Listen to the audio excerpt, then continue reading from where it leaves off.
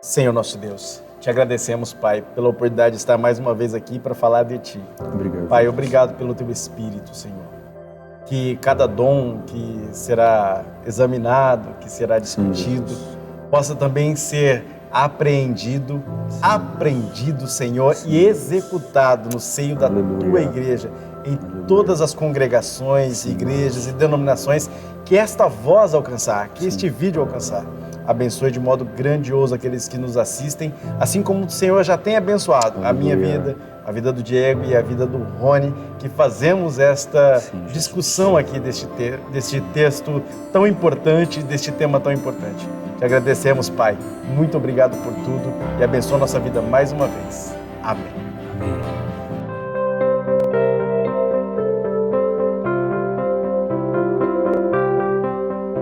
A paz do Senhor, meus irmãos, estamos aqui mais uma vez no Templo da Assembleia de Deus, Ministério do Belém, em Presidente Prudente, para trazer a lição bíblica da Escola Dominical, no segundo trimestre de 2021, falando sobre os dons espirituais e os dons ministeriais.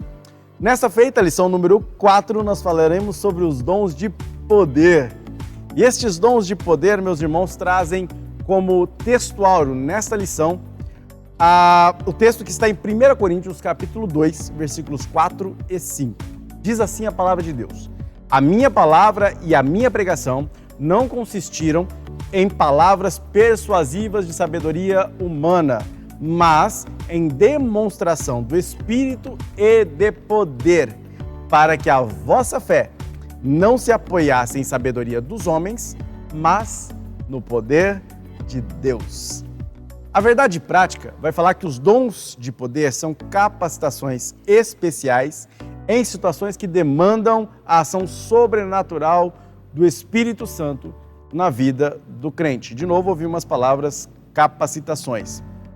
A leitura que examina esse tema está em 1 Coríntios capítulo 12, verso 4, também os versos 9 a 11. E para trazer essa dimensão sobre os dons de poder e as primeiras palavras acerca desta categoria de dons, trago a vocês meu amigo Diego. Diego. Oi, Júnior, bom dia, tudo bem? Paz do Senhor, meus irmãos, alegria estarmos juntos mais uma vez.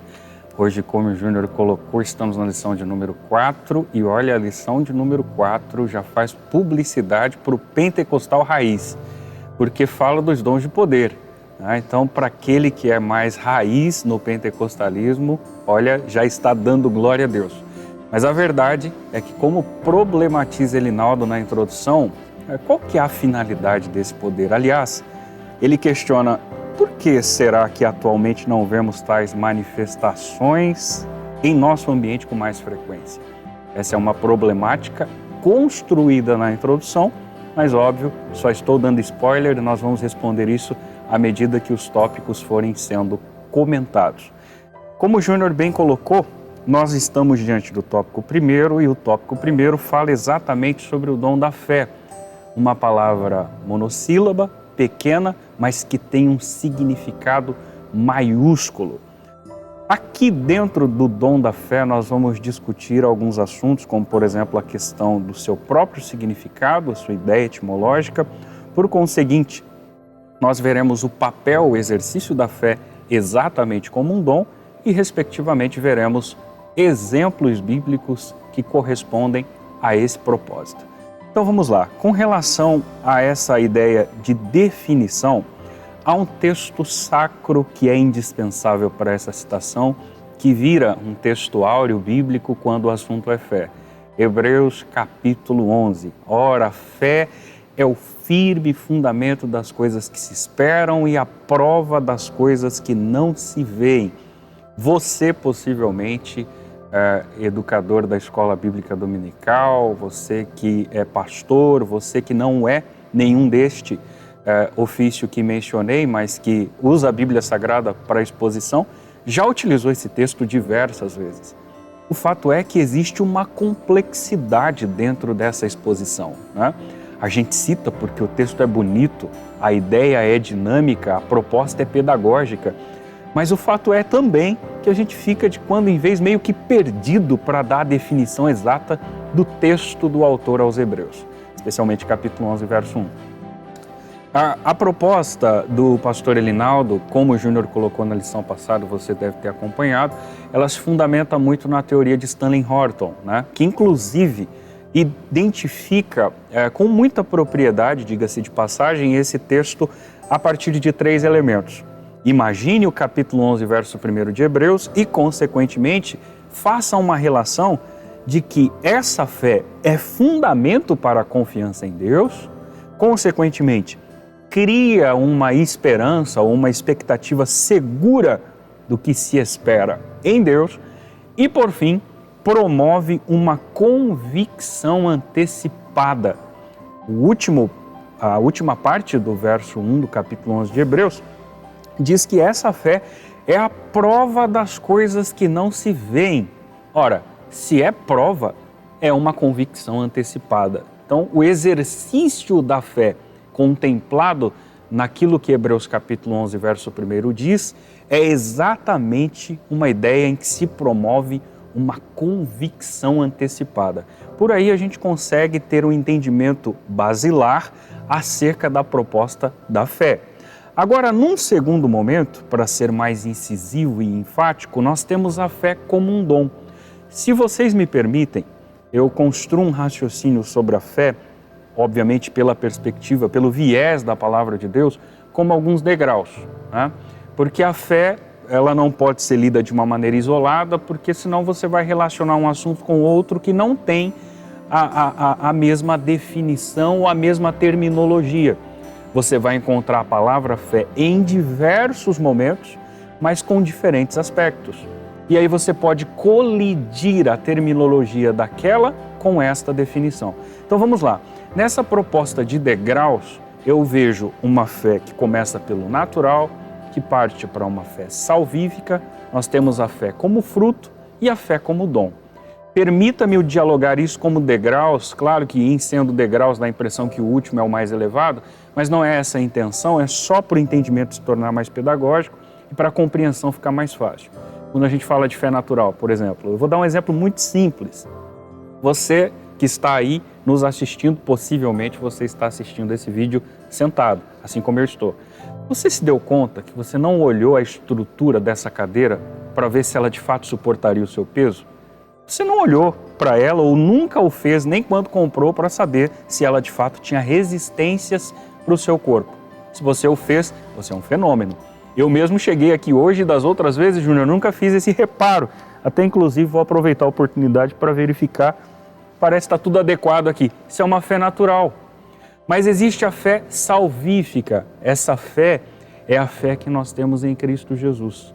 O dia que Ele nos encontrou dentro do aparato construído em João 15, a impressão que eu tenho é que Ele quem nos encontra, você teve a fé, você aceitou, né? Ou Ele te aceitou e respectivamente você respondeu a essa aceitação, entregando a sua vida para Ele. Nós temos um novo estilo de fé.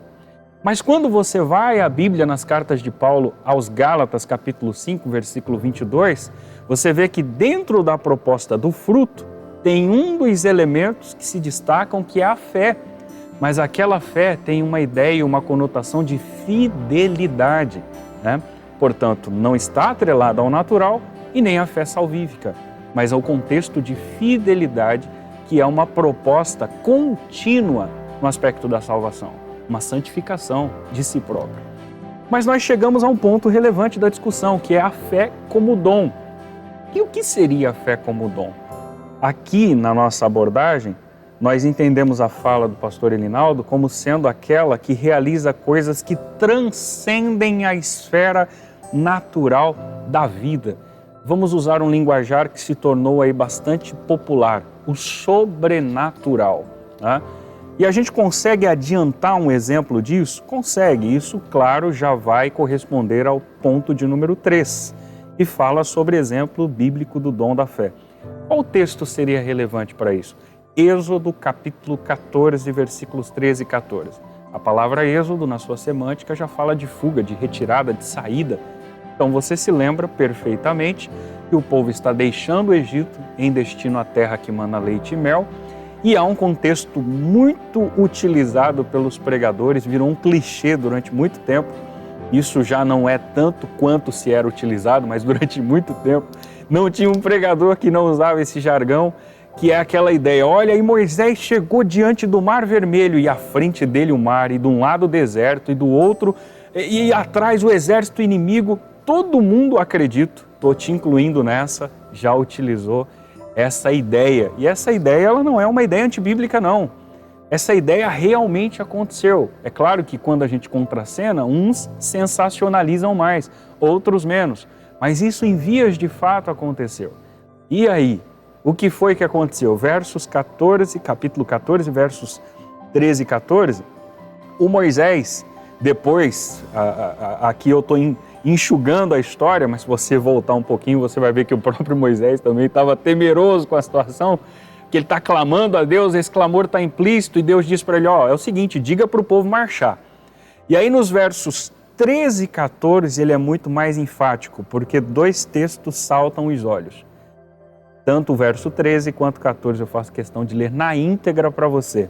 Moisés olha e diz o seguinte, não temais, estai quietos e vede o livramento do Senhor que hoje vos fará. Aqui nós temos um exemplo de convicção antecipada, né? Mesmo que com temor e medo, Moisés está revelando isso e ele continua dizendo, porque aos egípcios que hoje vistes, nunca mais vereis para sempre. O Senhor pelejará por vós e vos calareis. Irmãos, o final da história eu acho que você se lembra, principalmente da Miriam cantando depois que o mar se fechou, né? E muita gente contesta cientificamente a proporção das águas, se eram profundas, se eram rasas. O fato é, irmão, que mesmo que fossem rasas, o milagre é maior, porque morreram em águas rasas, afogados em águas rasas. O milagre ainda é mais extraordinário porque passaram em local que estavam umedecido e sequer atolaram os seus pés. Isso é milagre, isso é extraordinário, isso é exercício do dom da fé, que está sendo comentado aqui como ou por que não dizer o primeiro, na classe dos dons de poder. Mas eu quero voltar a palavra ao meu amigo Júnior, porque além do dom da fé, na classe de dons de poder, nós temos os dons de curar. É isso, Júnior? É isso aí, meus irmãos. Diego nos deu uma aula sobre essa diferenciação entre fé, e eu confesso que quando eu estava lendo essa lição, a primeira coisa que me veio na mente foi essa lembrança aí que a gente tinha da ideia do pregador sempre falando das montanhas, do exército, aquela cena hollywoodiana, né, meus irmãos? E é Steven Spielberg mesmo. Bem interessante, muito, muito legal. E lembrando que a parte mais que me toca muito é o fato de Moisés ter que colocar o pé na água para a água se abrir. Então é um exercício de fé mesmo, porque até ele colocar pé na água, o mar não se abriu, não. Então é realmente um exercício de fé e é fantástico ouvir sobre esse dom maravilhoso. E outro dom maravilhoso, ou na verdade outros no plural, nós vamos falar agora sobre os dons de cura, os dons de curar, 1 Coríntios 12, 9. E esses dons de cura estão aí no plural, e aí entra uma pequena polêmica, ou melhor, não é polêmica, mas é apenas discussão sobre o que significa essa pluralidade nessa designação, dons de curar como plural. De onde entra isso? Onde entra isso? Alguns dizem, olha, trata-se de uma pessoa que tem um dom de, na verdade, curar uma determinada doença específica. Ela só cura câncer. Se aparecer alguém com outra doença, não cura. Dor de cabeça, não. Você tem que pedir para outro e ir lá e orar por você. Não é bem assim que funciona. Mas tem gente que pensa assim. Tem gente que pensa também que esses dons na pluralidade significa que são em várias situações. Outros pensam que é o exercício, é um repertório de dons para o exercício quando convier à igreja ou quando houver necessidade. Então, o embasador de todas essas discussões na lição, Stanley Horton, novamente, ele traz todas essas discussões à baila e é importante a gente começar lembrando que quem cura é Deus. Jeová Rafa, é assim que ele se apresenta em Êxodo 15, 26. Acho bastante interessante isso. E ele se apresenta como o Senhor que sara. sara todas as doenças. Então é importante dizer que ele sara todas as doenças. Não existe aquela doença, não existe aquela pandemia, não existe aquele vírus que ele não seja capaz de curar. Então o primeiro passo é entender que o nosso Deus é capaz de curar todas as enfermidades, ok? O objetivo do dom, qual que é o propósito desse dom de curar, esse dom de poder que salta à vista, literalmente, e que traz impacto quando nós vemos acontecer? Como seria imaginar num culto de domingo alguém que há muitos anos entra pela igreja de cadeiras de rodas, de repente num culto levantar e começar a pular e a andar no meio do culto? Uma coisa maravilhosa de se ver e rara também, infelizmente. Eu lembro que quando eu era criança, e aí é um testemunho pessoal, nós tínhamos congressos que lotavam as igrejas. E lotava mesmo, no sentido de todo mundo ficava de pé, muita gente para fora da igreja, amparado ali na janela, tentando enxergar o que estava acontecendo dentro do culto. E num desses congressos, era um congresso da juventude, eu ainda era criança, e eu acocorado na janela, né, da igreja, a gente brigando para ter acesso à visualização ali da pregação. Uma irmã vai até o altar na oração e ela vai conduzida. Lembro a imagem fixa de uma mulher de cabelo curto, um brinco bem bonito na orelha, e ela indo até o púlpito para receber uma oração. E ela sendo conduzida porque ela era cega. E lembro-me bem que a pessoa que estava, eu não lembro qual era o pregador, orou sobre ela. E aí ela começou a chorar copiosamente e começou a haver muito barulho dentro da igreja e a gente não conseguia entender o que estava acontecendo. Então todo mundo ali, os meninos, se juntaram e tentando enxergar o que estava acontecendo. E eu me lembro muito bem que pela fresta da janela eu vi ela voltando. E ela chorava muito e ela tropeçou num fio de uma dessas caixas de som. E ela olhou para o fio e ficou rindo para aquele fio que ela tinha tropeçado. Passado o culto, eu fui perguntar o que estava acontecendo para ter tido tanto barulho naquela hora. E aí me contaram que era uma mulher que era cega e tinha sido curada naquele culto, naquele congresso. Então eu vivenciei uma cura na minha frente. E foi muito bonito de ouvir isso, esse tipo de testemunho. E ainda há, porém, de uma forma um pouco mais rara. De quem que é a culpa, hein? A culpa é de Deus? Claro que não. Então de quem que é a culpa dessas manifestações não acontecerem todo dia na igreja? Será que de repente a culpa não é nossa? Será que a culpa não é exatamente a nossa falta de buscar esses dons? Porque esse dom tem um propósito evangelístico claro. Ou alguém que entra dentro da igreja e vê uma coisa como a que eu vi, ou que acontece no mundo todo, em que tribos africanas não acreditam, por exemplo, em Deus, tribos nômades, tribos na Nova Zelândia, tribos na Austrália, aborígenes, por exemplo, na Austrália, que não acreditam em Deus, ou pelo menos não no Deus cristão, de repente são confrontados dentro da atividade missionária a uma cura milagrosa, começam a acreditar nesse Deus baseado no exercício desse dom espiritual. Eu lembro de um testemunho do pastor Ronaldo Lidório, um dos grandes missionários e teólogos hoje, está vivo, pregando na China, ele é missionário na China hoje, e ele conta uma história, através do pastor Hernandes Dias Lopes, eu vi essa história numa das aulas na faculdade, e o Hernandes Dias Lopes conta essa história do Ronaldo Lidório, em que ele se mete no meio da selva, no meio da mata, para evangelizar um povo que mal conhecia o que era a civilização. E de tanto falar acerca de Deus, ele passa a ser nomeado por aquela tribo, na língua daquela tribo, do homem que fala acerca de Deus. E é o nome, eu não lembro mais o nome, e ele fica dentro de uma cabana, realmente já tem que passar por muito sofrimento ali. Uma mulher anda vários dias na floresta, no meio da floresta, e traz uma filha toda chagada, uma criança toda chagada, e entrega para ele e diz: olha, se o seu Deus realmente existe, eu preciso dele agora.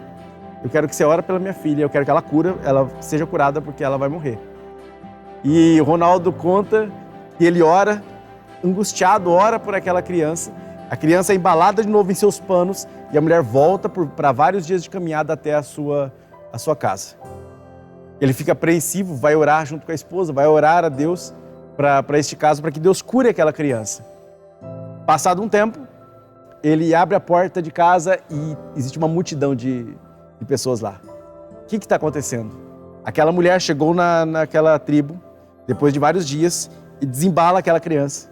E a criança não tinha nem sequer marca de cicatriz das chagas. Toda limpa, toda curada. Então volta ela alardeando para toda a tribo de que o homem que falava acerca de Deus fala de um Deus que realmente cura. E aí toda a tribo vem para Ronaldo Lidório perguntando acerca desse Deus que cura.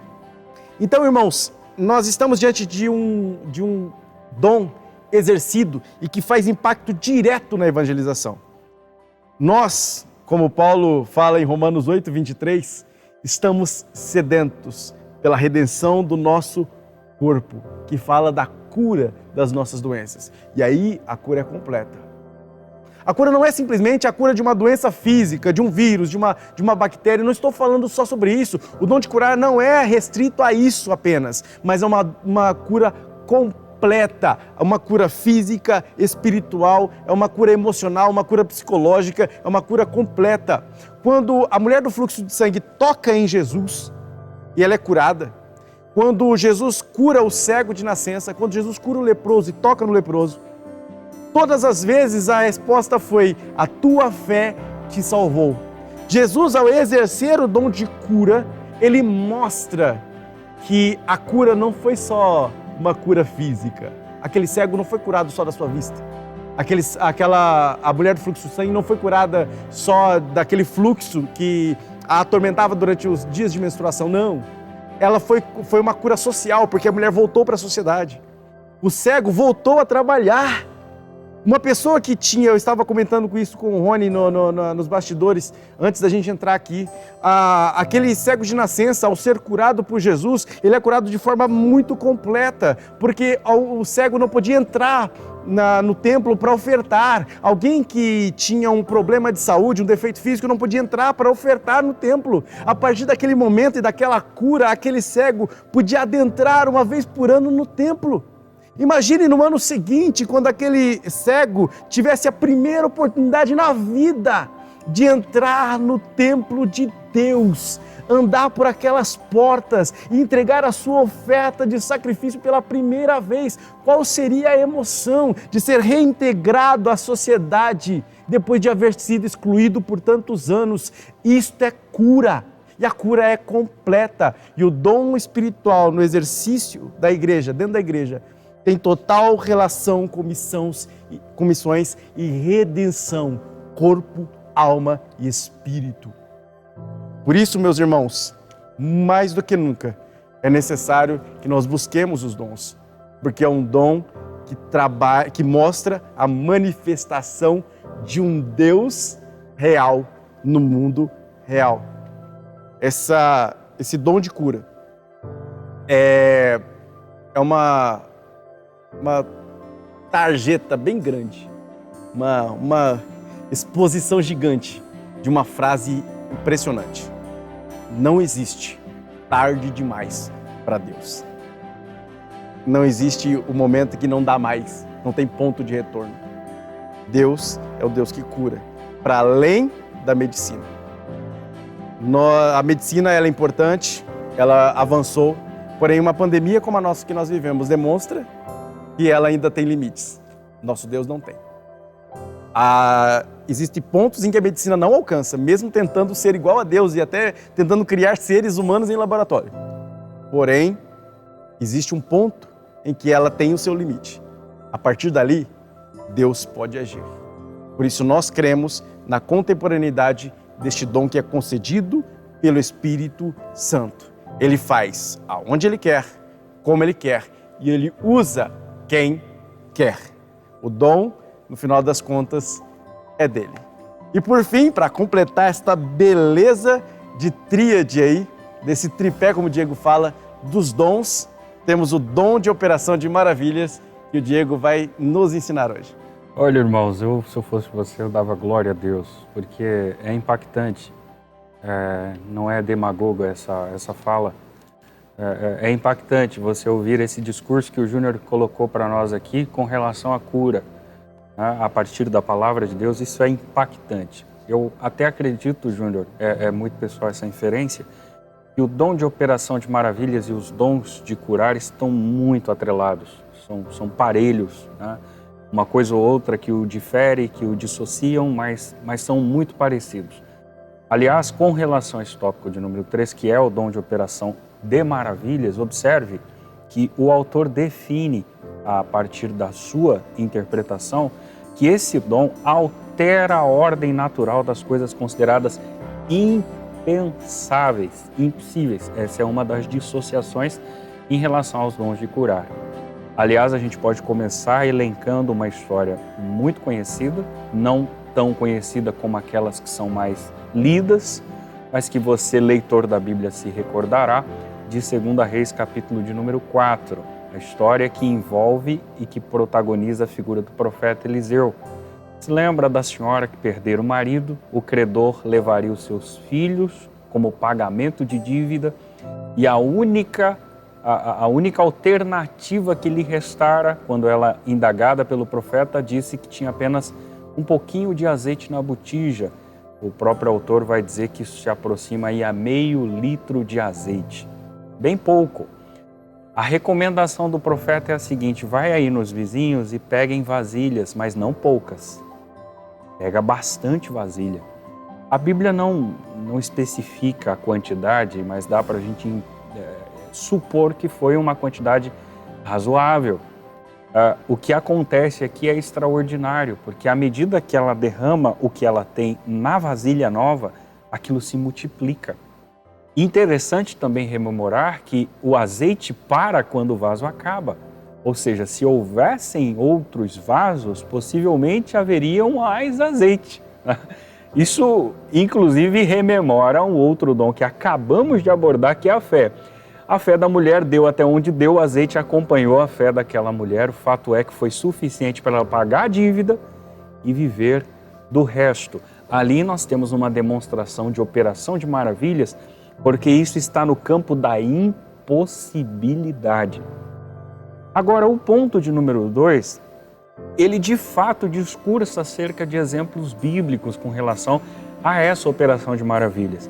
Você pode observar aí no seu material que pelo menos todas as citações que estão mencionadas aí se restringem aos evangelhos, estão vinculadas a Jesus. Não faz muito sentido não lembrar de Jesus. Na verdade, não faz muito sentido não lembrar dele em momento algum, mas aqui muito mais ainda. E eu, destas histórias que estão sendo mencionadas aqui, dei destaque para aquela registrada em Mateus, também em Marcos, mas em Mateus capítulo 8, versículo 23 a 27, que registra o episódio do mar inquieto. Você deve se lembrar, Jesus está exausto, expulsou o demônio, curou o enfermo, aplicou sermão, fim de tarde, vão passar para o outro lado do lago, do mar, e aí Jesus resolve descansar. Todo mundo se lembra, vai para a popa, deita no travesseiro e dorme. Obviamente que ele dorme enquanto homem, mas não dorme enquanto Deus, mas se levanta no momento certo, porque ele permite que os seus discípulos vivam as suas próprias experiências, né? Dá para a gente inferir isso. O fato é que os discípulos não suportam o balançar das ondas e o volume de água dentro do barco e chamam Jesus com uma indagação. Ué, o senhor não se preocupa que a gente pereça? Não está nem aí para nós? Nós vamos morrer. Jesus se levanta, questiona eles acerca da fé, que é um discurso depois que vai ser melhor aplicado aos seus discípulos, mas ele olha para o mar, olha para aquele momento turbulento e diz: aquieta-te, acalma-te. E a Bíblia diz que houve completa bonança. O que Jesus faz ali é uma operação de maravilhas, acerca do poder da natureza, né? O mar tomou uma tranquilidade tal de maneira imediata, revelando uma operação de maravilhas. Claro que em sendo Cristo diante do seu retrospecto e do quadro, tudo se espera, obviamente, Mas nós acabamos de também trazer à tona um dos exemplos veterotestamentários a partir da figura de Eliseu, e existem outros, inclusive outros que aconteceram ao longo da história, num período após os discípulos, em toda essa era que chega até uma fase contemporânea, né? Que passa pelo médio, que passa pelo moderno e que atinge o contemporâneo. Acontece, sim, em menor escala? Sim, também. O Júnior destacou, quando falou dos dons de curar, o porquê ou uma das possibilidades disso não acontecer com tanta acidez hoje. E eu concordo ipsis literis com o que o Júnior comentou. Inclusive, incluo que uma das razões possíveis disso também não acontecer se dá exatamente porque, infelizmente, alguém que exerce esse dom é visto como um ídolo. É visto como um ídolo. Tá? Mas antes de falar isso, para finalizar essa exposição, percebam, os senhores, que o autor fomenta a ideia de que o milagre não acontecerá única e exclusivamente por intermédio de quem detém esse dom. Aliás, textos de Tiago, verso 14, a oração da fé salva o doente e cura-o. Você olha para o 16, a oração do justo pode muito seus efeitos. Marcos 16, quando fala Jesus com uma ordem imperativa sobre a pregação do Evangelho, fala acerca das curas que seguiriam estes que creram em seu nome. Nós precisamos também lembrar com isso que você, um sujeito que talvez não dispõe deste dom, não é por isso que você vai deixar de orar ou crer numa operação maravilhosa e milagrosa. Ela pode acontecer também. Agora, o problema crucial, que aí, Júnior, é uma inferência muito pessoal, que impacta no fato de muitas destas coisas não acontecer hoje também, é justamente essa ideia da idolatria, né? Quantos casos você já não viu em relação àquela figura ou àquela outra figura em relação à operação? Não, porque, olha, aquele homem é um homem instrumental, ele é usado por Deus. Olha, ele coloca a mão, o milagre acontece. Engraçado que esse homem que você pensou, se referiu, não deu solução para o Covid. Não apresentou uma... Você não acha isso um tanto irrelevante? Porque se ele está nesse patamar acima da média ou acima de todos, ele teria uma saída para esse Covid e nós não encontramos. Por quê? Porque isso mostra a falibilidade, inclusive, do sujeito que você supõe que detém esse dom. E o grande problema, além da idolatria que se constrói em torno desse sujeito, é que em grande parte, eu não estou sendo dogmático e muito menos estou generalizando, mas em grande parte quem exerce esse dom atrai para si a glória. Ele não consegue lidar com o fato de ter sido usado e transferir a glória para Deus.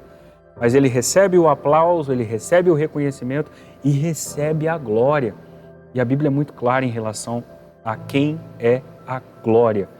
Jesus, quando operou aqueles milagres significativos, e por incrível que pareça, a gente já comentou isso em lições passadas, você pode visitar a playlist, ele sempre procurava um monte para orar, ou a omissão nesse aspecto. Mas estes, da pós-modernidade, se caso acontecer, a primeira coisa que ele vai fazer é a sua própria publicidade. A meu ver, isso também diminui o número dessas operações de curas e, respectivamente, de maravilhas. Agora, uma coisa é certa, e o autor ele diz no final da exposição do tópico de número 3, que o Altíssimo tenha misericórdia e proteja-nos dessa pretensão. Quem opera os sinais e maravilhas é o Senhor. O Júnior já ratificou isso, não um homem. Toda ação decorrente dos dons vem do Espírito Santo e por isso não podemos agendar dias nem marcar horários para me visita às 15, porque às 15 vai acontecer. Não, queridos. Se Jesus quiser, ouça isso, te curar agora, Ele cura aí onde você está. E não é pela minha pessoa, não é pela minha palavra, é porque quem opera, quem executa o milagre é Ele. E Ele pode fazer isso já, porque o nome do nosso Deus é já. Que Deus abençoe você em nome de Jesus. Acredito que seja isso, Júnior. E aí a gente vai para a conclusão. Para concluir, eu só queria lembrar vocês que todos esses dons do poder, eles legitimam a pregação. É isso que a lição tenta trazer como conclusão. Eles legitimam a pregação do Evangelho, mostrando por meio de convencimento, da intervenção divina direta, que essa realidade cruel, esse mundo caído, pode ser recuperado através da ação da igreja, do exercício da igreja, do exercício dos dons espirituais. Existe um livro que o Rony me emprestou, chama O Evangelho do Reino, do George Led. Já comentei sobre esse livro, mas eu queria fechar essa conclusão fazendo você criar uma imagem na sua cabeça. Imagine que o mundo perdido, aí você talvez seja remetido a um filme muito famoso, O Retorno do Rei, do Senhor dos Anéis, J.R. Tolkien. E se você tem preconceito contra o Senhor dos Anéis, acho melhor você ler um pouco mais sobre quem foi J.R. Tolkien e C.S. Lewis, tá bom? Então, antes de ficar com preconceito de Crônicas de Nárnia e Senhor dos Anéis, por favor, veja o que está por trás da história. Mas o que eu quero trazer como imagem para você é a ideia que o George Led aborda no Evangelho do Reino. Imagine um mundo caído em queda, foi o que aconteceu. O mundo se deteriora, precisando de redenção, precisando de alguém que o conquiste. Pois bem, um rei resolve conquistá-lo. Existe um rei que era dono deste mundo caído e que jaz no maligno. E aí agora precisa conquistá-lo. E assim como no filme O Senhor dos Anéis, O Retorno do Rei, o rei vai vir e vai tomar o lugar. Só que antes ele manda alguns emissários. E ele começa a conquistar de pouco em pouco o lugar e o território. Esses emissários somos nós, é a igreja, que somos embaixadores deste rei que está vindo para tomar posse daquilo que é dele. E nós somos chamados para recuperar este lugar para o rei que está vindo. E para isso o rei nos deu ferramentas, nos deu armas e nos mobilizou para ser a infantaria de Deus. E a gente invade este reino caído, o mundo, recuperando vidas, conquistando os espaços, fazendo com que os lugares sejam reconstruídos, em que aquilo que havia sido destruído pelo reino do mal seja agora conquistado e recuperado pelo reino do bem. Nós somos emissários deste rei que está retornando para tomar aquilo que é dele por direito. Portanto, meus irmãos, imagine você exercendo os dons de poder, operação de maravilhas, como um soldado alistado na infantaria de Deus. Nós passamos muito tempo nos protegendo, passamos muito tempo nos defendendo. Está na hora de atacar, não acha? Está na hora de avançar. E como diz a palavra de Deus, as portas do inferno não vão prevalecer, porque é a igreja que ataca, é a igreja que vai.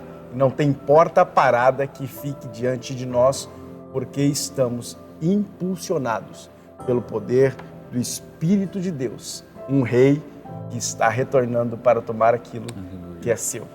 Amém, meus irmãos? E que Deus os abençoe.